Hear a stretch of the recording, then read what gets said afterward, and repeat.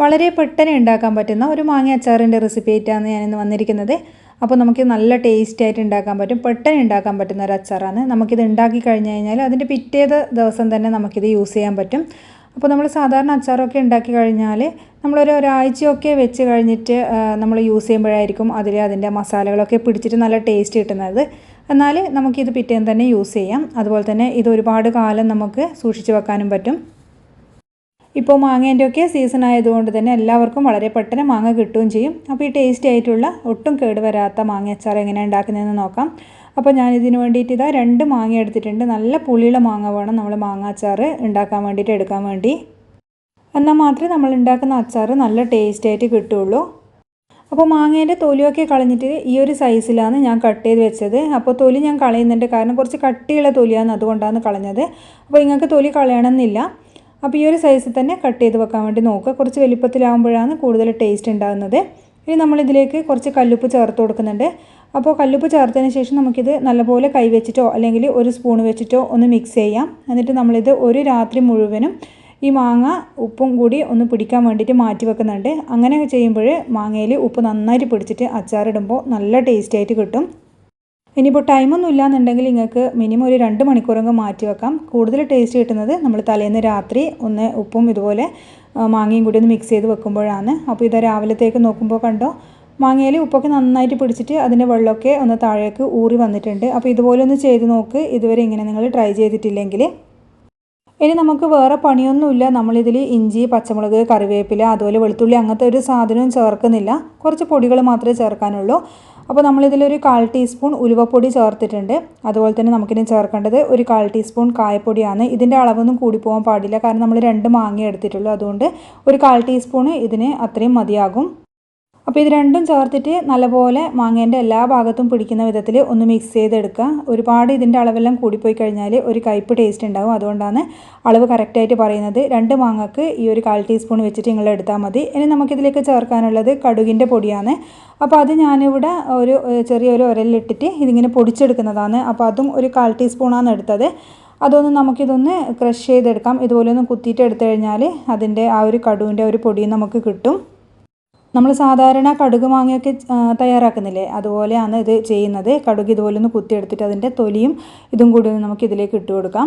അപ്പോൾ ഇത് കടുക് മാങ്ങ അച്ചാറൊക്കെ നിങ്ങൾ ഉണ്ടാക്കുന്ന സമയത്ത് ആ ഒരു കടുകിൻ്റെ ആ ഒരു വൈറ്റ് പാട്ടൊക്കെ മേലെ കാണുന്നത് ഒരു പ്രത്യേക ഭംഗിയല്ലേ. അപ്പോൾ അതുപോലെ ചെയ്തെടുക്കുക. ഒരുപാട് പൊടിയണ്ട, ഇങ്ങനെ ആകുമ്പോഴാണ് അച്ചാർ കാണാനൊരു ഭംഗി ഉണ്ടാകുന്നത്. അപ്പോൾ അതും കൂടി ചേർത്തിട്ട് നമുക്ക് നല്ലപോലെ ഒന്ന് മിക്സ് ചെയ്തെടുക്കാം.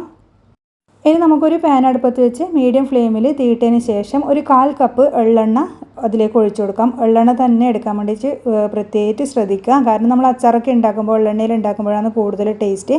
വെളിച്ചെണ്ണയൊന്നും ഉപയോഗിക്കരുത്, സൺഫ്ലവർ ഓയിലൊന്നും തീരെ ഉപയോഗിക്കാൻ പാടില്ല.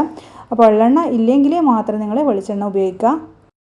അപ്പോൾ എണ്ണ ചൂടായി വരുന്ന സമയത്ത് ഫ്ലെയിം നന്നായിട്ടൊന്ന് കുറച്ച് വെക്കുക, അല്ലെങ്കിൽ ഫ്ലെയിം ഒന്ന് ഓഫ് ചെയ്യാം. എന്നിട്ട് നമുക്കിതിലേക്ക് ഒരു 4 ടേബിൾ സ്പൂൺ മുളക് പൊടി ചേർത്ത് കൊടുക്കാം. ഞാനിവിടെ നല്ല മുളക് പൊടിയും അതുപോലെ കാശ്മീരി മുളക് പൊടിയും മിക്സ് ചെയ്തിട്ടാണ് ചേർത്ത് കൊടുക്കുന്നത്. രണ്ടും ഒരേ അളവിൽ കറക്റ്റായിട്ട് പകുതിയായിട്ട് എടുക്കുക. എന്നിട്ട് നല്ലപോലെ ഒന്ന് മിക്സ് ചെയ്ത് കൊടുക്കാം.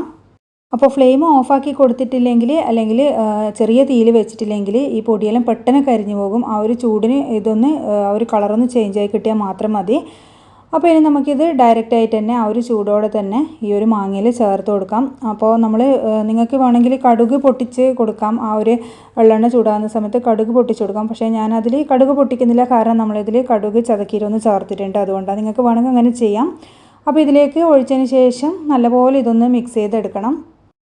അപ്പോൾ ഇതുപോലെ എണ്ണ ചൂടാക്കിയിട്ട് നമ്മളെ ആ ഒരു മുളക് പൊടി നന്നായിട്ട് ഇതുപോലെ ഒന്ന് ഫ്രൈ ചെയ്തെടുത്തു കഴിഞ്ഞാൽ അച്ചാറിന് കാണാനൊരു നല്ല ഒരു കളറും ഉണ്ടാകും, പ്രത്യേക ഒരു ടേസ്റ്റും കൂടി ഉണ്ടാകും. അപ്പോൾ നല്ലപോലെ ഇതൊന്ന് മിക്സ് ചെയ്തെടുത്തിട്ടുണ്ട്. അപ്പോൾ നിങ്ങൾക്ക് കാണുമ്പോൾ തന്നെ മനസ്സിലാവും അച്ചാറൊക്കെ നല്ല കളറാണ്. അപ്പോൾ ഈ ഒരു സമയത്ത് നോക്കിയിട്ട് ഉപ്പ് വേണമെങ്കിൽ ആഡ് ചെയ്ത് കൊടുക്കാം. അച്ചാറിന് എത്ര ഉപ്പിട്ട് കഴിഞ്ഞാലും നമുക്ക് മതിയാകില്ല. അപ്പോൾ ഇത്തിരി ഉപ്പ് മുൻപന്തിയിൽ നിൽക്കുന്ന വിധത്തിൽ തന്നെ ഉപ്പ് ഇട്ട് കൊടുക്കാം. അപ്പോൾ അത് ആ ഒരു മാങ്ങയിൽ ഇതിൻ്റെ മസാലയൊക്കെ ഒന്ന് പിടിച്ച് കിട്ടുന്ന സമയത്ത് ഉപ്പ് അത്യാവശ്യമായിട്ട് വരും. അപ്പോൾ അതുകൊണ്ട് കുറച്ച് അധികം നിൽക്കുന്ന വിധത്തിൽ തന്നെ അച്ചാറൊക്കെ ഉണ്ടാക്കുമ്പോൾ ഉപ്പ് ചേർത്ത് കൊടുക്കുക. അതുപോലെ ഇതിൽ നമ്മൾ തീരെ വിനാഗിരി ഒന്നും ചേർക്കുന്നില്ല. അപ്പോൾ നിങ്ങളുടെ അടുത്ത് എടുക്കുന്ന മാങ്ങ പുളി തീരെ കുറവാണെങ്കിൽ നിങ്ങൾക്കൊരു 1/4 കപ്പ് വിനാഗിരി ചൂടാക്കിയിട്ട് ഇതിലേക്ക് ഒഴിച്ചു കൊടുക്കാം. അപ്പോൾ ഇത്രയേ ഉള്ളൂ, നമ്മൾ അച്ചാർ ഇവിടെ റെഡി ആയിട്ടുണ്ട്. ഇനിയിപ്പോൾ നന്നായിട്ടൊന്ന് തണുത്തതിന് ശേഷം നമുക്ക് കുപ്പിയിലേക്ക് മാറ്റി വെക്കാൻ മാത്രമേ വേണ്ടൂ. അപ്പോൾ നമ്മൾ ചൂടോടെ ഒരിക്കലും നമ്മൾ കുപ്പിയിലേക്ക് മാറ്റരുത്. നമ്മളിത് മാങ്ങ ഇട്ടിട്ട് വഴറ്റോ ഫ്രൈ ചെയ്യുകയോ ഒന്നും ചെയ്യുന്നില്ല. പക്ഷേങ്കിൽ നമ്മൾ ആ ഒരു എണ്ണയിൽ മുളക് പൊടി വാട്ടിയതിൻ്റെ ആ ഒരു ചൂടുണ്ടാവും. അതുകൊണ്ട് തണുത്തതിന് ശേഷം മാത്രം കുപ്പിയിലേക്ക് മാറ്റി വെക്കുക. അതുപോലെ അച്ചാറൊക്കെ സൂക്ഷിച്ച് വെക്കുന്ന കുപ്പി ഇതുപോലെയുള്ള ചില്ല് കുപ്പികൾ എടുക്കുക. അങ്ങനെ ആകുമ്പോൾ അച്ചാർ കുറേ കാലം നമുക്ക് സൂക്ഷിച്ച് വെക്കാൻ പറ്റും, മോശമാകില്ല. അപ്പോൾ നമുക്ക് ഇനി ഇതെല്ലാം ഒരു കുപ്പിയിലേക്കൊന്ന് മാറ്റി കൊടുക്കാം.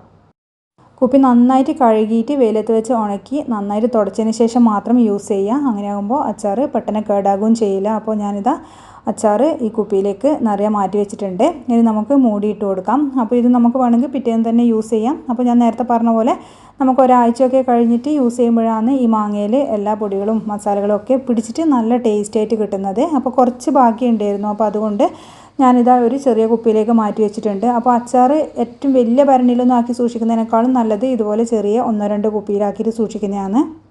കാരണം നമ്മൾ ആവശ്യത്തിനനുസരിച്ച് നമുക്കത് യൂസ് ചെയ്യാം. വലിയ അച്ചാറിൻ്റെ ഭരണിയിൽ നിന്നൊക്കെ ഇടയ്ക്കിടെ നമ്മളത് എടുക്കുന്ന സമയത്ത് പെട്ടെന്ന് മോശമായി പോകാനുള്ള ചാൻസും ഉണ്ട്. അപ്പോൾ ഇത് പിറ്റേന്നത്തേക്ക് നോക്കുമ്പോൾ അതിന് എണ്ണ മേലെ തെളിഞ്ഞ് വന്നിട്ട് ഭയങ്കര എണ്ണയായിട്ട് നിൽക്കുകയും ചെയ്യും. അപ്പോൾ മേലെ ഇങ്ങനെ നമ്മൾ കടയിൽ നോക്കി വാങ്ങിക്കുമ്പോൾ എണ്ണ ഒരുപാട് നിൽക്കുന്നില്ല, അതുപോലെ തന്നെ ഉണ്ടാവുകയും ചെയ്യും. അപ്പോൾ എണ്ണ അങ്ങനെ മേലെ നിൽക്കുമ്പോൾ അച്ചാർ അങ്ങനെ കേടാകില്ല. അപ്പോൾ ഇത് ഒരുപാട് കാലം നമുക്ക് സൂക്ഷിച്ച് വെക്കാം. അപ്പോൾ നിങ്ങൾക്ക് മോശമാകുന്നതായിട്ട് അങ്ങനെ തോന്നുന്നുണ്ടെങ്കിൽ ഒരാഴ്ച കഴിഞ്ഞിട്ട് ഫ്രിഡ്ജിലേക്ക് എടുത്ത് മാറ്റി വെക്കാം. ഫ്രിഡ്ജിൽ നമുക്ക് വെച്ച് കഴിഞ്ഞാൽ ഒരു കൊല്ലത്തോളം നമുക്കിത് സൂക്ഷിച്ച് വെക്കാനും പറ്റും. അതുപോലെ നമ്മൾ അച്ചാറെടുക്കുന്ന സ്പൂണ് നല്ല വൃത്തിയുള്ള സ്പൂണായിരിക്കണം. വെള്ളത്തുള്ളി തീരെ പാടില്ല. നല്ലോണം തുടച്ചിട്ട് വേണം യൂസ് ചെയ്യാൻ വേണ്ടിയിട്ട്. അതാണ് നമുക്ക് നേരത്തെ ഞാൻ പറഞ്ഞത്. നമുക്ക് ചെറിയ ചെറിയ 2 കുപ്പികളിലൊക്കെ ആക്കി സൂക്ഷിച്ച് വെച്ച് കഴിഞ്ഞാൽ ഒരു കുപ്പി തീർന്നിട്ട് നമുക്ക് അടുത്ത കുപ്പി എടുക്കുകയേ വേണ്ടൂ. അപ്പോൾ അങ്ങനെ പെട്ടെന്ന് മോശമാകാനുള്ള ചാൻസും കുറവാണ്. അപ്പോൾ വളരെ പെട്ടെന്ന് ഉണ്ടാക്കാൻ പറ്റുന്ന ഈ അച്ചാറിൻ്റെ റെസിപ്പി എല്ലാവർക്കും ഇഷ്ടമായി എന്ന് വിചാരിക്കുന്നു. അപ്പോൾ മാങ്ങയൊക്കെ കിട്ടുന്ന സമയങ്ങളിൽ എല്ലാവരും തീർച്ചയായിട്ടും ഉണ്ടാക്കി നോക്കുക. താങ്ക്